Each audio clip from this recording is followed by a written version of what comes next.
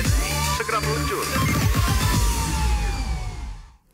Masih bersama kami di Lapor Polisi, pemirsa, ratusan warga menggelar aksi demo di depan kantor Kejaksaan Negeri Sidoarjo. Warga menuntut pihak Kejaksaan Negeri Sidoarjo untuk segera menyerahkan barang bukti 3 sertifikat tanah seluas 5,8 hektar telah selesai dan inkrah secara hukum pada 2023 lalu.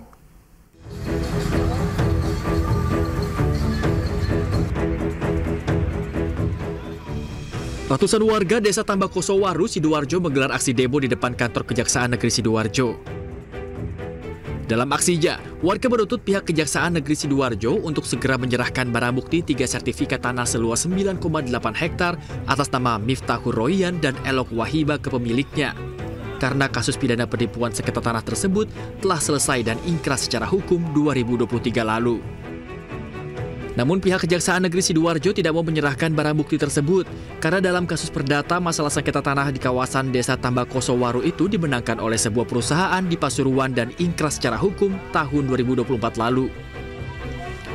Terkait adanya 2 keputusan hukum perdana dan perdata yang berbeda pada objek tanah sengketa itu, pihak Kejaksaan Negeri Sidoarjo saat ini masih menunggu fatwa hukum dari Mahkamah Agung melalui Pengadilan Negeri Sidoarjo terkait masalah sengketa tanah tersebut.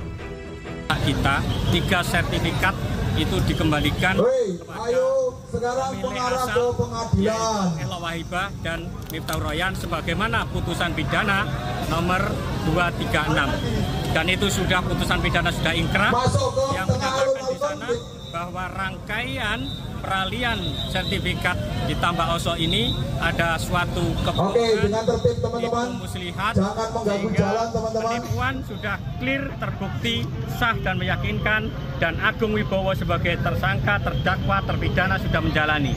Perbedaan putusan pidana dan perdata terkait dengan sertifikat SHGB, 3 sertifikat SHGB ini, kami sudah meminta fatwa ke Mahkamah Agung.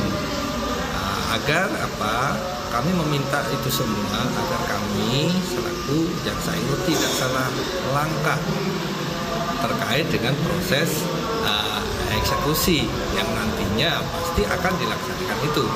Nah, proses fatwa itu akan kami follow up kembali kepada Mahkamah Agung melalui Pengadilan Negeri Sidoarjo. Aksi demo ratusan warga di depan kantor Kejari Sidoarjo ini akhirnya bubar setelah perwakilan warga melakukan pertemuan dengan perwakilan Kejari Sidoarjo. Dari Sidoarjo, Jawa Timur, Pramono Putra, iNews melaporkan. Pemirsa, seorang bocah perempuan berusia 10 tahun diduga dianiaya dan disiram air panas oleh ibu tirinya di Medan, Sumatera Utara. Video aksi penyiraman itu pun viral di media sosial.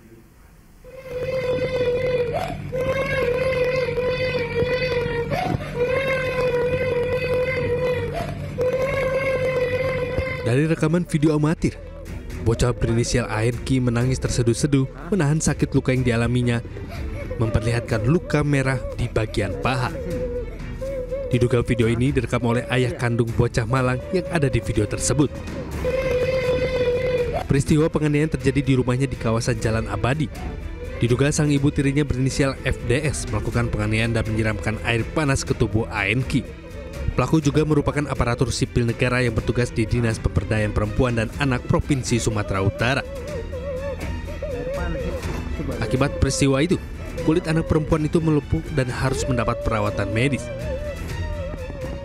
Pak, ASN nyiram air panas sama anak tirinya udah ada laporan? Belum ada. Kini pihak kepolisian Resort Kota Besar Medan masih melakukan penyelidikan terkait dengan kebenaran video viral tersebut. Dari Medan, Sumatera Utara, Adi Palapa Harahap, iNews melaporkan. Pemirsa, seorang anak tega menganiaya ibu kandungnya hanya karena tidak diberi uang untuk bermain judi online di Kabupaten Musi Rawa, Sumatera Selatan. Tak hanya menganiaya, pemirsa, pelaku juga mengancam akan membunuh korban.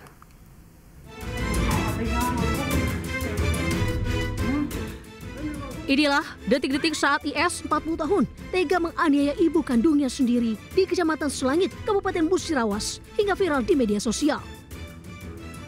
Pelaku pun sempat menarik rambut ibunya hingga merintih kesakitan. Diduga pelaku marah karena tak diberi uang untuk bermain judi online.